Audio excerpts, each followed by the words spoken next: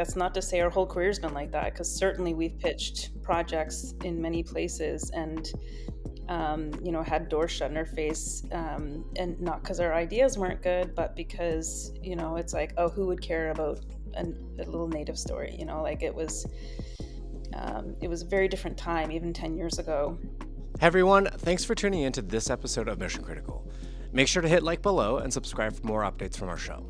Let's get into it. Good afternoon, Stacey and Alethea. How are you? We're really good. Thank you.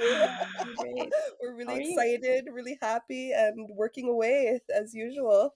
Working away as usual. Oh my goodness. Well, speaking of working away, I just want to say that, first off, I think North of North is one of the most important shows on TV right now, not just Oh, because of the storyline, but because of, what it represents and how it also manages to have simultaneously a very distinct point of view, but also, a lot of like universal themes that are captured so that people can also see themselves represented in some sort of capacity through the show, even if they aren't, part of the Indigenous community. So I just want to say that it's a beautiful aw, show and something Wow, beautiful that you've created.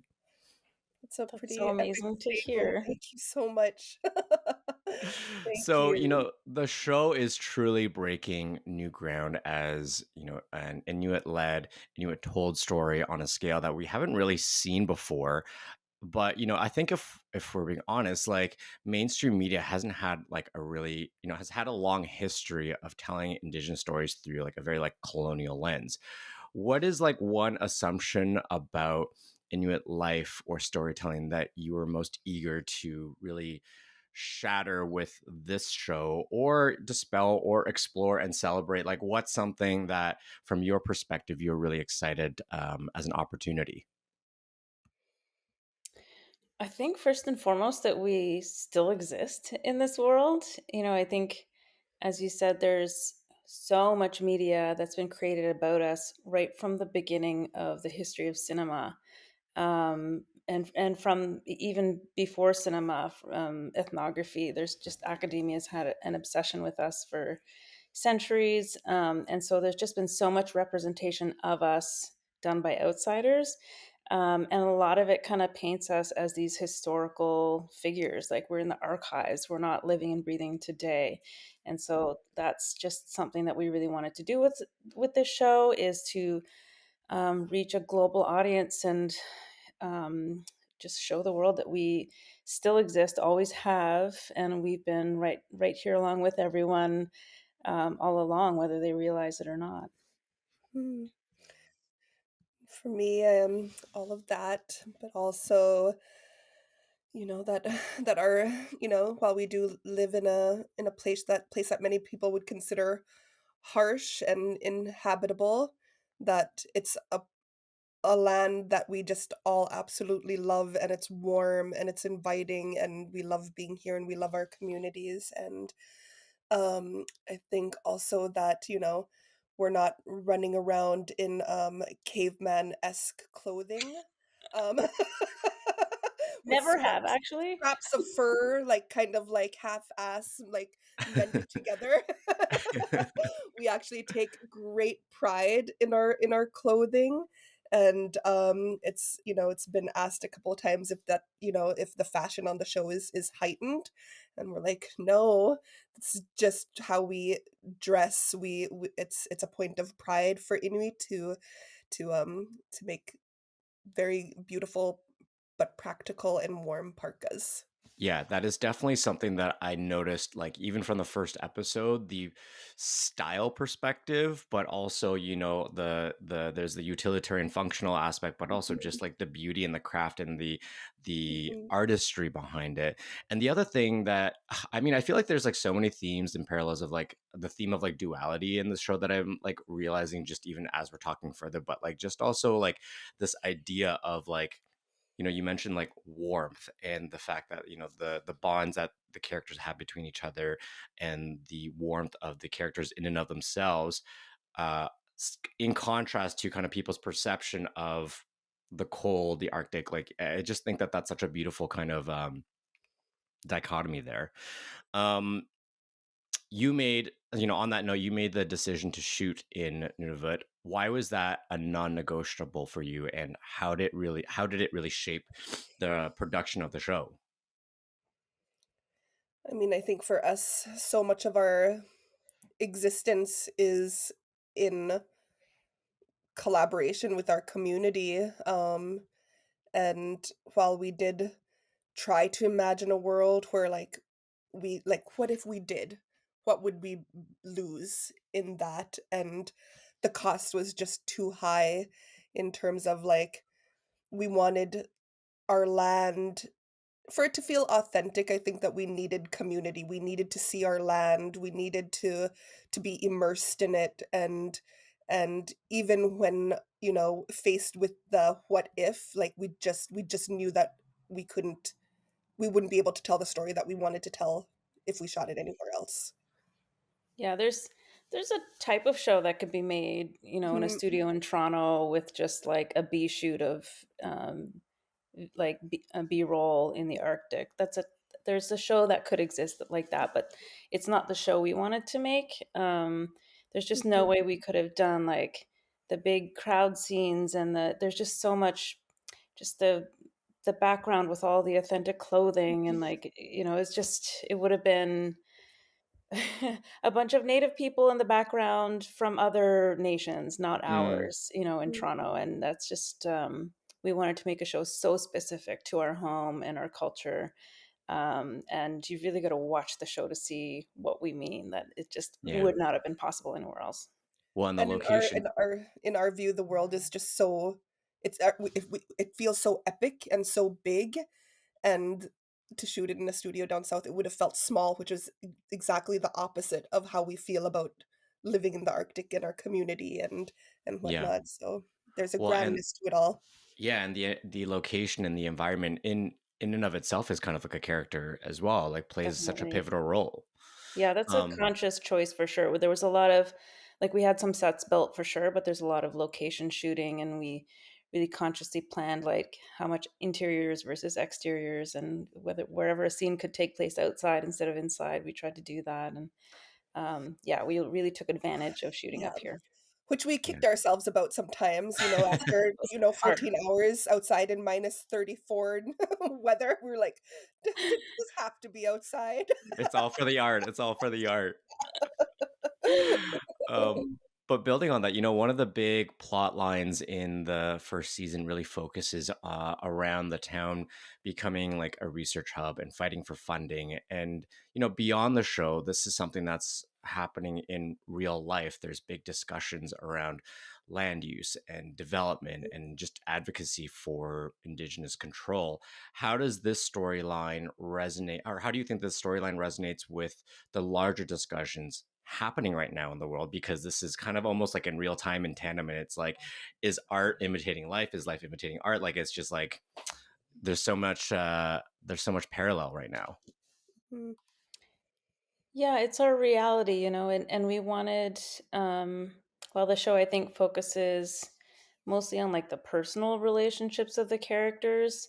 There's a backdrop of the real world, our real lives, and you know we um, we tried to find things to like build a skeleton of the show around things that felt very real to us, and that's definitely, we have a lot of researchers up here, we have a lot of scientists, we have a lot of government, a lot of military, you French name dog it, like mushers.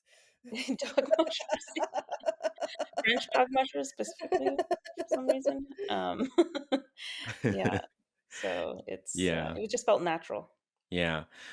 We talked a little bit about, the warmth that comes from the show, and a lot of that is through humor. Like, that plays such a big role in the show. How has comedy allowed you to tell kind of deeper truths about the characters, the culture, that, a more serious approach might not have been as good of a vehicle for? Mhm. Again, it kind of came down to what almost like what felt the most real to us. And so often when it's just us Inuit hanging out in a room talking about something that's really messed up, there's gonna be some laughter inevitably, because there's always someone that has something to say about something that's a little bit, like, shocking or surprising or hilarious or ruthless or Yep.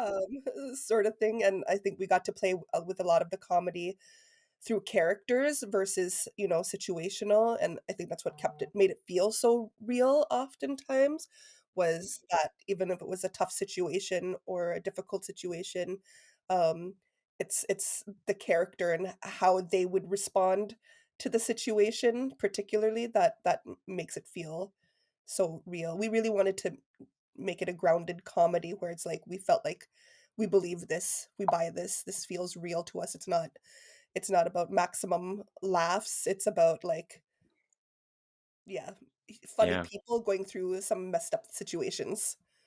Well, Humor is an incredibly important coping mechanism, I think, for yeah. peoples all over the world, and I think it is what makes this show relatable for a lot of folks, and it's something that Inuit culturally, for sure, never shy away from using humor to cope with situations, that in other cultures might be deemed inappropriate. But it is so true. Like, when you think about, like, if you're coming from like a minority community, whether that's like from if you're talking about like if like the queer community or like the Asian community, Indigenous community, like we use a lot of humor to kind Yeah. of help us unpack a lot of Mhm. like bigger things that are happening out there. Yeah. And it's a great vehicle for us to kind of dissect and reflect, but also add some levity to like a lot of like heavy conversations that are happening all the time. Mhm. Yeah, if we only, We would like, never laugh. laugh if If we weren't allowed to laugh, during difficult times, we'd never be able to, so it's like, you gotta Yeah. find joy wherever you can. Yeah, yeah. Where did you find what was your experience in terms of when you were creating the show and finding the balance, if anything, between making the show for the Inuit community as well as being accessible to viewers who may know very little about Inuit culture and kind of straddling that line between a very mass audience, but also, resonating with your own community. Yeah, you know, we wanted to do both for sure. It's important to us that this show is something that our own community can connect with and love and feel, seen by, but from the very start of this particular project, we wanted a global audience. Um, and, we've done work in the past that was very specifically for our own community. Um, but for this project, we wanted to connect with the world and relate with the world. And, we spent our lives watching television where we could relate to, communities from Italy, from Korea, from Africa, like, Icelandic murder mysteries. Like, there's no reason that people can't also relate to us.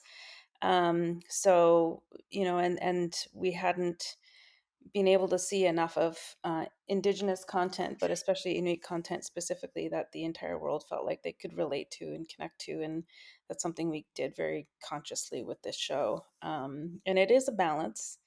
Um, and there are definitely situations.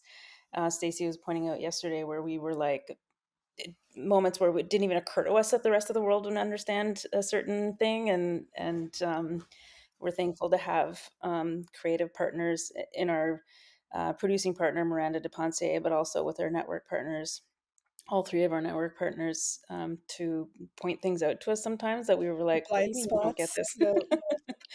Yeah, that's really interesting. I guess throughout the process, like, what did you learn about yourself? And were there things that you had to like unpack for yourselves, or kind of just take a step back and to kind of I Yeah. don't even know what my question is, but like, what did Mhm. you learn about yourself, and what kind of misconceptions, if any, did you have to unpack for yourselves? Yeah, I mean, definitely, especially as, Ali and I were first starting to develop this and we were writing the pilot together. You know, we'd be on collab mode in our script writing, and I'd be typing away about something, uh, pitching a joke or writing a scene, and then, I could Ali's see her across. typing. Yeah, we're sitting across from each other, like, on our desks, collaborative writing, and she'd, like, start laughing, and then she'd be like, "Wait, do you need to talk about that? Like, does that actually, like, do we need to unpack It's that a little real. bit?" And then we're like, "Yeah, actually, let's let's talk through it a little bit." Like, I've Yeah. known you for 15 years at this point, and you've never told me this about yourself. How is this possible? We're like best friends, and you've never told me this. Stacey Yeah, especially has a lot of secrets. I'm I'm a I very open book. I'm an oversharer. Stacey is an undersharer. So I don't wow, know, yeah, I feel like this whole writing process has, like, and really having to, like, dig deep for, like, the heart of things and whatnot, like, Alethea is a natural at it, but I definitely had to do some, like, digging and being brave enough to share those Mm. pieces of myself, and it's been incredibly cathartic, and I do wonder now if, like, I've gone from being super secretive to being an oversharer. I do wonder about that. I'm just like, but not even now close. now I've got after a season, I've gotten used to telling all the stories no matter how crazy or how heartbreaking or that I'm just like, "Blah, blah." Thank God the writing room is a safe space. We trust Yeah, everyone in it, and yeah, It sounds very therapeutic in a it way and is, it almost actually is. cathartic. Yeah, it yeah. really is. I've Yeah, been and we've we've got I've a been able to wonderful unpack a room. lot of stuff, yeah. You mentioned just now too, like, being brave enough to kind of confront some of those things and to talk about that stuff. So, what has this experience taught you about bravery and courage, about speaking, from your point of view, your truths, and sometimes unpacking things that you didn't even know that you wanted to unpack in the first place? Like, what has that experience taught you about the cell? I think so, like, I remember, like, when we first, like, launched in Canada, um, the fear of showing it to our community especially, Hmm. and, just seeing the resounding positive, reinforcement and positive commentary that was coming out of it, but even those few little pieces which felt a little bit more intimate, like seeing, someone being like, "I really related to Siaya about this," and I felt like I had to do this work as well, and just seeing that, like, sometimes being so vulnerable and sometimes sharing what it feels like shame, or and you have such an instinct to, like, cover shame and bury it and whatnot, but then once you put it out into the world, seeing how many people actually, like, relate to it and you're not alone in it, and it's something that so many of us carry, and it just makes you feel a lot less like it's such a way to get rid of that shame when we all get to talk about it out loud with each other and just kind of support each other and relate to each other. I think that was one of the things that really had an impact on me when it first launched. Yeah, yeah. Yeah, I think for me, a couple of things. I've mostly been in documentary for 20 years, and Stacey kind of pulled me into the scripted world, both with the Grizzlies movie that we did before that, before the show, which was a much more like serious drama. Um, and then this is my first foray into comedy, and Stacey's very much from the comedy space. So for me, it was terrifying, as like I never thought of myself as somebody who is funny. And so it was like that's the scariest thing. Like Yeah. I can try to like tell a good story and make someone cry and say something poignant. Like I'm way more comfortable trying to do that and failing than I am trying to make someone laugh and failing at it. Like that is one of the most embarrassing things to do. And even in the privacy of the writing room, it's kind of when you first start, it's terrifying to You're pitch putting a yourself joke. out there. Yeah, it's really vulnerable. So that was terrifying, and it's still scary sometimes. But yeah, I love it, and I'm so grateful to Stacey for pulling me into the comedy world because it's such a joyful space to exist. And the thing I found really surprising was that like a lot of like the big beautiful things that I want to try to say to the world about who we are as a people, I don't have to hold back from that. And in fact, Mhm. when you make people laugh, you endear yourself to them, and like they actually open their hearts more to you. So in a weird way, a lot of like the the big things I want to try to say to the world about who I am as an individual, and who my family and community are almost easier to get across through comedy, and that's been a really big surprise for me. Let's also be real. We need some more joy in this world right now. It's like a Oh wild my place right goodness. now. Like the world Yeah, actually seems more like a reality show than reality shows or like comedy shows. Like it's too much. So, Yeah. yeah.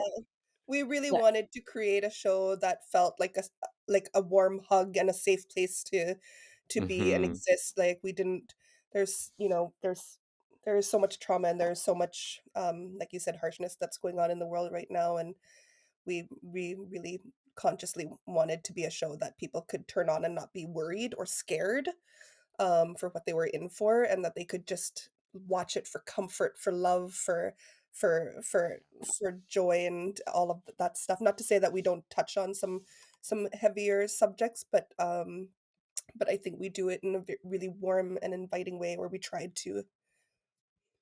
Yeah. Yeah. Yeah. And I think you've accomplished that. Um, the entertainment industry, has long made it difficult for Indigenous creators, people of color, women to secure major funding and backing. What were your or what were some of the systemic barriers you faced in getting this show made, or what were some of the obstacles and challenges there? I think our like we've faced endless challenges for like the last 20 years of our career, but on this project, we felt extremely lucky to find partners that are extremely supportive and kind of immediately saw how big this show could be. Starting with our producing partner, Miranda de Ponce, who's, done all kinds of big Hollywood type projects. And, she really encouraged us, pushed us to dream big for this show, for our careers. And I think pushed open and held open a lot of doors for us, and kind of validated us and our ideas. And we first approached CBC with this show, or actually with a different show initially, and it didn't go. We developed a show with them that just didn't go. It didn't quite make it, but they They stuck with didn't shut us. the door on us, which was a big thing. They were we'll give you guys They another gave shot. us another shot, which often doesn't happen with female creators, with native creators, that like if you fail at something that that you're given another chance is a big deal. And so we're so grateful to Mhm. the CBC for giving us another shot. But when we pitched APTN and Netflix as well, yeah, we were hoping for success, but we weren't sure where it would go. But we've continuously been surprised, wonderfully surprised by all of our network partners and how much they believe in the show and keep putting more into the show, and like the time, the effort, the notes, they care about every detail. And so it's just been kind of amazing, to be honest. And like that's not to say our whole career's been like that, because certainly we've pitched projects in many places and had doors shut in our face, and not because our ideas weren't good, but because it's like, oh, who would care about a little native story, like it was a very different time even 10 years ago. And so we're making this show in a very different time, but also with specific individuals at these networks that really understood what we're trying to do and how big we're dreaming. Mhm. Yeah. Yeah. With all that said, I feel like because we've come from that 20 years worth of, background of trying to do this and struggling through it. Every second of making the show has been terrifying. Like we've thought, we could lose it at any moment when we didn't get our pickup that first round with, oh, am I frozen? CBC. Um, we thought that was it, and the pit in our stomach, like what we felt like we blew our one shot, sort of thing. And then they gave us another one. It's like, oh my god, thank God. But like at every corner of this entire process, we were like, at any moment this could all go away. And we really fought hard to protect it and make sure that we we made the best show that we could, so Yeah. that we could remain like, deserve to continue to be here. Mhm.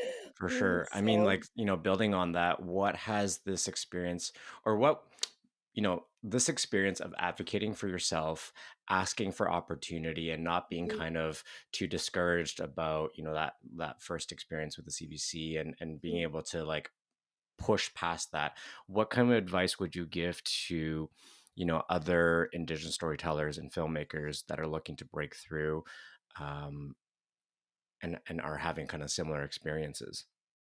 mhm, I think being very sure of what your story you're trying to tell. And I'll give a couple of examples. Like Stacey and I both made films entirely in our own Indigenous language.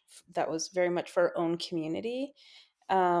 And there are certain stories you want to tell that are for your own community, and you don't want to compromise on um, the way you're telling it, or Having to explain yourself, like, yeah, exactly. yeah. Like if you want to make something very specifically for your community and dive deep and not have to over explain yourself to a global audience, like that's a very different kind of show from what we're doing here, where we're consciously telling a story for the global audience. And I think knowing what you're trying to do and planning the size of your project and who's on your team, like just making it make sense for the thing that you're trying to do is really important. And in the very beginning of my career, I remember being asked all the time, like, what audience are you going for? And I didn't really understand the question when I was just starting out. Mm, Um, you're like, "For everybody, yeah, everybody, yeah. yeah, yeah, why not? anybody can Anybody watch can it." enjoy this, but it really And affects the story you're trying to tell, yeah. and the audience you're speaking to. And so being really clear about that, I think, is extremely important. Yeah, and there's some instances where having like a very singular point of view for your community is like the best way to tell a story. And then there's other, instances where having the consideration of a larger global audience is also like something to consider too. Um, which brings me to my next point. You are about to embark on a really fantastic journey, I feel like, with the visibility um, and just casting a wide net in terms of the show being able to reach a lot of new people with Netflix. What excites you most about that, and also just the storytelling that you've distilled through North of North? Well, I mean, the first thing that we were kind of, like, throwing around pictures on our WhatsApp group yesterday between, the 2 of us, Miranda, our producer and, executive producer, and Anna, she's got a billboard now in Times Square, like, Anna Lam, an Yeah. Inuit kid who grew up in Iqaluit, who worked with us when she was 16 on, like, the Grizzlies in a small little role, now has this, like, billboard in Times Square, and it's just, like, Surreal. wow. Like, no I can't even no process it. words, I don't like, that's just us Yeah. too, and we're not even, like, like, Anna is wow. Yeah, Yeah. she's gonna be a star. She is a star. Incredible. Yeah, no, Um, it's so incredible. And also the fact that she, I think, from what I was reading, didn't even intentionally set out to be an actor. And now, no. Yeah. amazing. Yeah, yeah. Yeah, she took a little acting workshop, for a Just for Grizzlies movie funsies. that we did, and wasn't even sure she wanted to take the role, but we convinced her to do it, and, here she is. And then It's even after so that, she was rewarding. like, "I'm gonna go to university," like, this acting thing, like, "Whatever. No, I'm not gonna do that," and yeah, She's it's It's completely fallen in incredible. love, and she's so hardworking. She's such a yeah. dedicated actor. Like, Mhm. she worked harder than anyone else on this production. She was in almost every single scene and just never complained. She's just such a joy. She's such a Outside for hours and humble, hours a grounded, day. Yeah. like, Yeah, she plays a character that's pretty messy and wild, but in real life, she is so put together and poised and eloquent, and, like, just she's such a wonderful, wonderful person, not just as an actor, but, like, just as a human being. And we're so lucky to have her represent Inuit and represent this show. I'm just so excited for Yeah. her. And then just to circle back to your Yeah. question there for a second, um, I love like Netflix's strategy right now of like finding really specific content from specific places and letting those communities create and speak for themselves, like are coming up with such incredible shows from all over the world. Like, Korean cinema is blown up all over the world. And like I'm so grateful for that. And like I enjoy watching that stuff from other places. And I just hope that we can be another really great example of that model succeeding. That investing in people telling their own stories from their own communities all over the world is something that the globe wants to see, and that can be done incredibly well and make world class television. And I just hope that we get to be a positive example of that. We're really excited to see where this goes. We're nervous and excited and really hopeful, and yeah, That's the best we've had mix of north of north to feelings. find an audience around the world. Yes. Yes, yes, yes. It's good to be nervous and a little afraid sometimes. It means that you're living, I guess. At least we're not Uh, boring. yeah. Um, just as my last question as we wrap up here, do you see this as the start of a more large scale, of more large scale like Indigenous productions, and kind of like what's next for Indigenous storytelling at this kind of scale? Yeah, we hope that this is just the start. I mean, we really feel like Taika Waititi, like, kind of Mm, kicked us off globally, and then, there's been, Sterling with Reservation Dogs, and we've been just seeing more feature films and TV shows of all sizes, whether they're small or big like this. I think that they all have their place and it's all worth it. So hopefully this is just the start of continued investment, and like we said in our careers, that people continue to take chances on the storytellers and the people who have a vision. Yeah, Um there's so much coming out. Like yeah. I think a lot of Indigenous television happening right now is comedy, or especially in the comedy drama space. That I think we're uh, a lot of our shared experiences means that we're all kind of leaning in that direction, and making really interesting content there. But I know there's also, like, one of our fellow Inuit filmmakers is super into horror, and there's just, I can't wait to see people expanding Mm, into other genres that they're already in, but to get the level of support that we're getting for our show. mhm. I just know that there's so much untapped story and talent out there, and fresh perspectives that the world's ready to see. So I'm eager to see that support expanding into all the other storytelling genres. yeah. Well, I think everyone is, or very many people are rooting for the show and rooting for you. And I think it's just so beautiful. And, I stand by kind of what I think is that I think it is one of the most important shows on TV right now. So I hope all your dreams are realized through it. And I Aw, really appreciate, your time to chat today. I know you're very busy and embarking on a whole new journey. So very excited for you, and really appreciate your time.